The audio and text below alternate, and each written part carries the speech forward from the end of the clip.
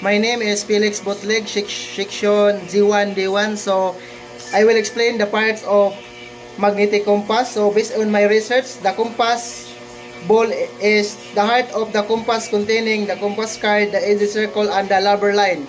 The compass card is a circular disc with markings that indicates the direction north, south, and east and west. The edge circle is used to measure the angle of the compass card relative to the shape. Heading the rubber's line is reference. Heading the rubber's line is that indicates the shape heading. Flinders bar. This bar is used to compensate for the effect of the shift magnetic field on the compass. It is made of soft iron and is placed near the compass ball. For an AFB magnet,